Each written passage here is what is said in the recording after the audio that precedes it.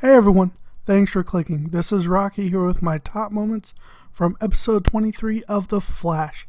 That's right, it finally had to happen. Season 1 had to end, and this was one hell of a finale to end on.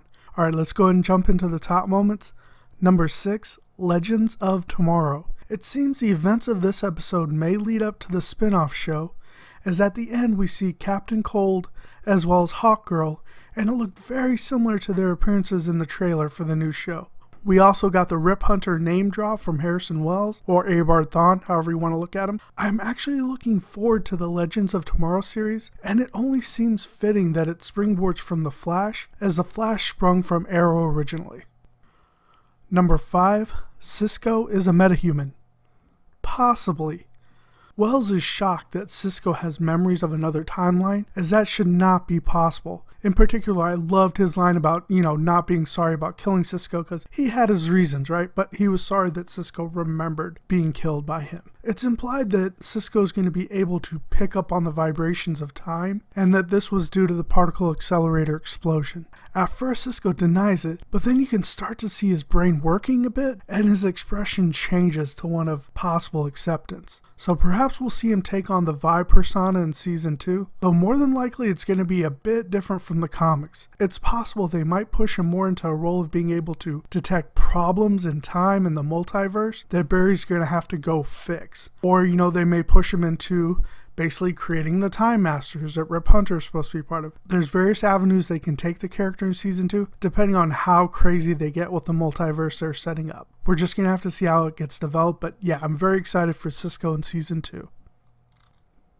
Number 4, My Three Dads. Alright, so this finale turned up the emotion meter to well over 9,000, as I don't think I've seen Barry tear up that much for the entire season combined. He has deep and character-defining talks with all three of his fathers. Barry reveals his plan to Henry, and his father tells him that saving his mother is not worth the risk of changing who Barry has become. He also tells Barry that his mother would feel the same. This whole season, Barry has only ever wanted to free his father and save his mother's life. Now when that is actually possible, his father is telling him not to do it. Henry is willing to sacrifice all so that Barry can become the hero he is meant to be. Such an amazing sacrifice, and the scene was beyond perfect as I fully buy into the relationship between these two characters. It's just been brilliant throughout the whole season. And just seeing Barry's facial expressions as his father's telling him, don't do this. I'm in awe of what you've become and what you're going to grow into. That's just such great writing there.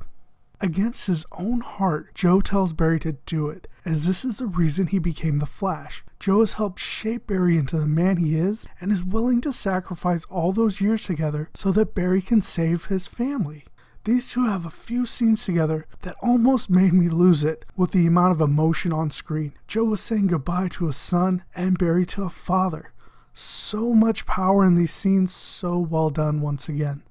We finally get to see Barry ask Wells, or actually Eobard, why he killed Barry's mother, and the answer was simply because he hates Barry. He intended to kill Barry as a child that night, but Barry was saved by his future self. Feeling such an intense rage, Eobard killed Nora Allen in hopes that the heartache would keep Barry from becoming the Flash.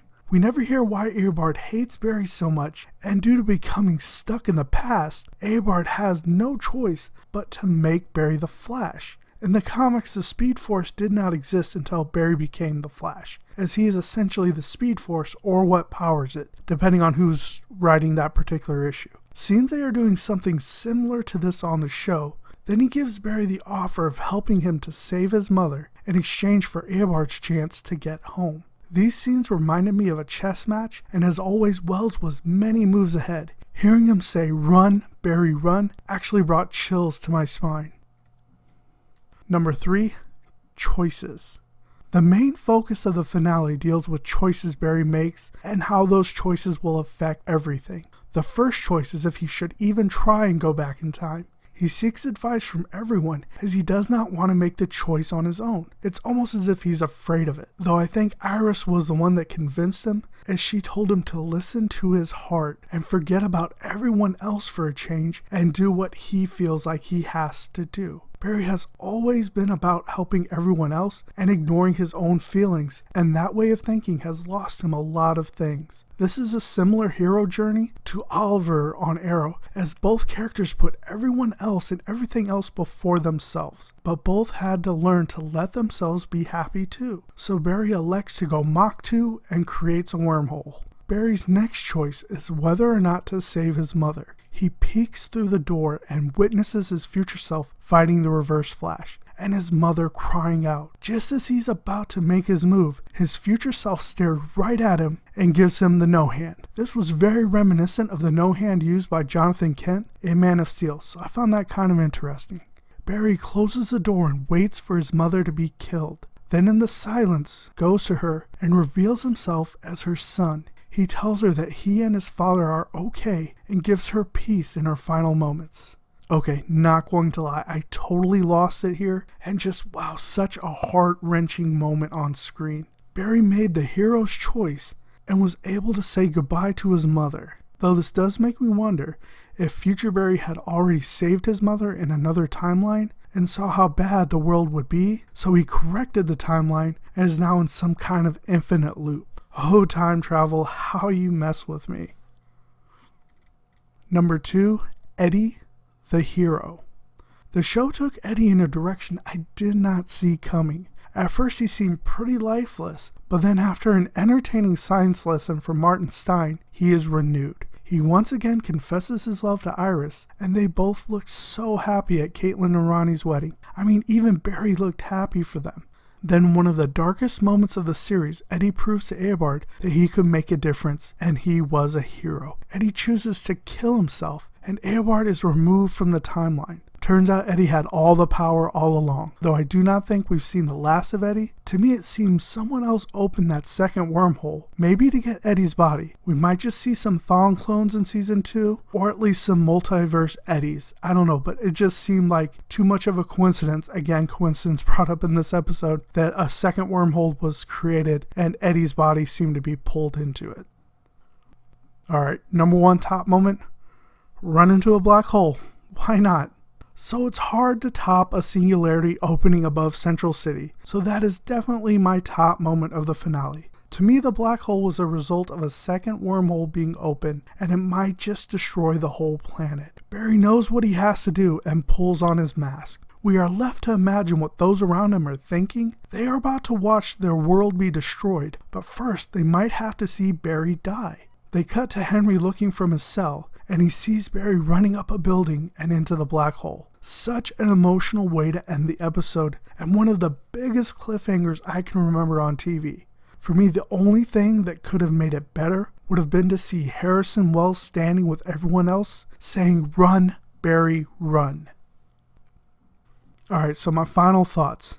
This was such an amazing finale that caps off one of the greatest seasons on television. The Flash came running out of the gate and never looked back. We hit tons of emotional points, both high and low in this episode. These characters are so believable, thanks to the writers and the cast, and I enjoyed every moment of this finale. We had some great Easter eggs, including Cisco's line about "thanks for all the fish," which is from Hitchhiker's Guide to the Galaxy, which I recommend everyone pick up. We also get a glimpse of Caitlin as Killer Frost as Barry enters the Speed Force. Maybe we'll see more of that in season 2. Then the one that made me grin the most was seeing Jay Garrick's winged helmet come through the wormhole. For those that have not read the comics, Garrick was the first Flash, so this was a huge nod to the fans. All in all, this was an amazing episode, and I completely enjoyed it. So for season 1, The Flash is getting an A+ in my books, as it more than delivered what I was anticipating for a first season run. I cannot wait to see what they bring this fall with season 2.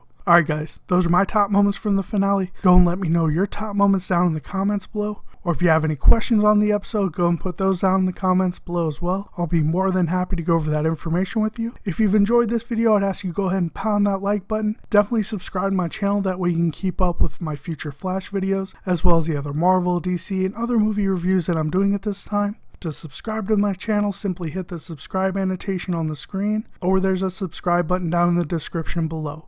If you have gone ahead and subscribed already, thank you so very much. I really appreciate you coming on board, and I so hope you guys have been enjoying the videos.